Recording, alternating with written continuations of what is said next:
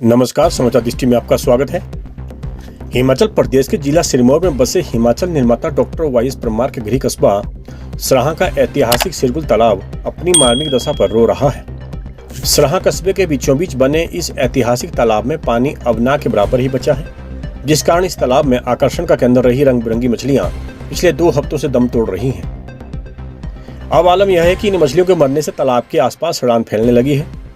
तालाब में यह मछलियां सड़ रही हैं, जिससे इसमें बचा पानी एक महामारी को भी जन्म दे सकता है।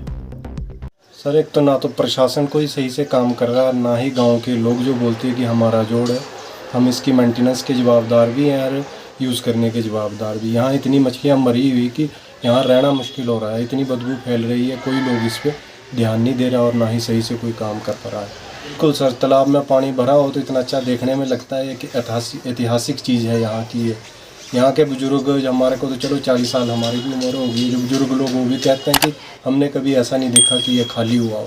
पर यहाँ के लोग कोई एक्शन नहीं कर रहे, ना कोई सरकार, ना कोई प्रशासन, ना कोई लोग। बिल्कुल ही दिन प्रतिदिन ख़त्म होने की कगार पे है। हो सकता है कि 2-4 दिन के अंदर ख़त्म भी हो जाए। उपेक्षा का शिकार इस ऐतिहासिक सिरगुल तालाब की अब कोई सूद नहीं ले रहा है।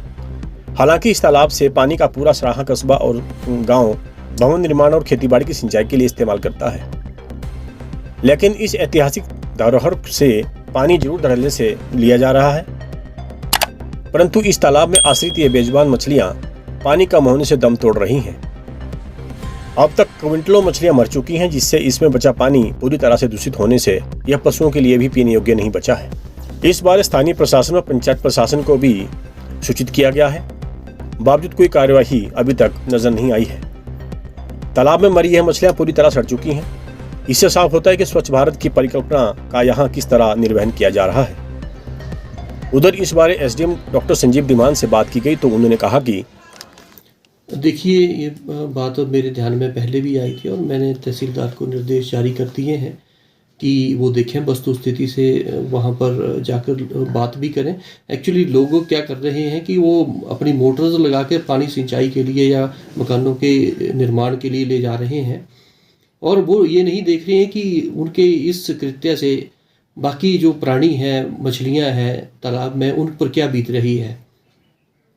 और दूसरी बात ये कि अगर पानी का यूज़ करना है तो एक सीमित मात्रा में पानी का यूज़ करना ठीक रहता है, परंतु अगर उसको पानी को वैसे बहाने के लिए ही वो कर रहे हैं, मोटर लगा रहे हैं, तो वो सहन नहीं किया जाएगा और सख्ती से कार्रवाई की जाएगी। इसके लिए निर्देश जारी कर दिए गए हैं।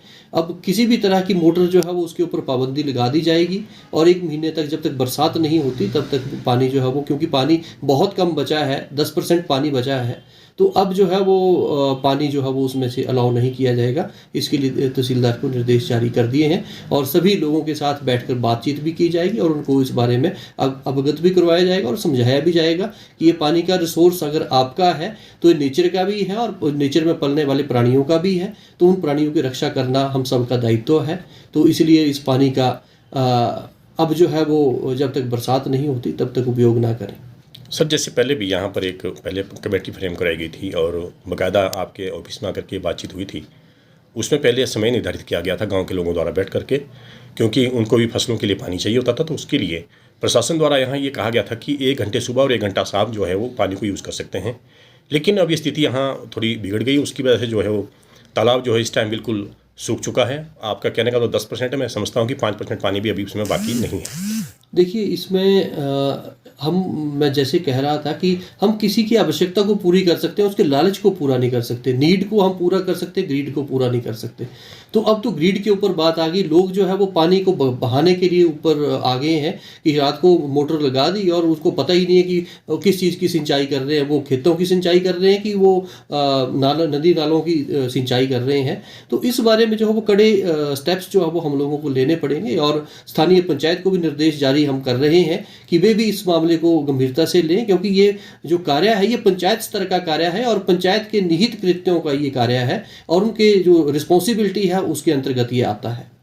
कहीं ना कहीं सर, ये पर्यटन की दृष्टि से भी जो ये तालाब है बहुत ऐतिहासिक है और इसके जीर्णोद्धार के लिए पहले बातें की गई थी, लेकिन इस तरीके से अगर पानी का दोहन होता रहा तो फिर इसमें तो बाज़ार को भी जो इस टाइम यहाँ काफ़ी मुसीबतों का सामना करना पड़ रहा है और जैसे मछलियाँ सड़ गई हैं तो वहाँ महामारी फैलने की भी आशंका है। इसमें आपका क्या कहना है? जो मछलियाँ सड़ गई हैं उसके लिए हमने स्थानीय पंचायत को निर्देश दिए हैं कि वे इनको निकालने की व्यवस्था करें, ताकि जो है वो वहाँ पर अव्यवस्था ना फैले और गंदगी ना फैले।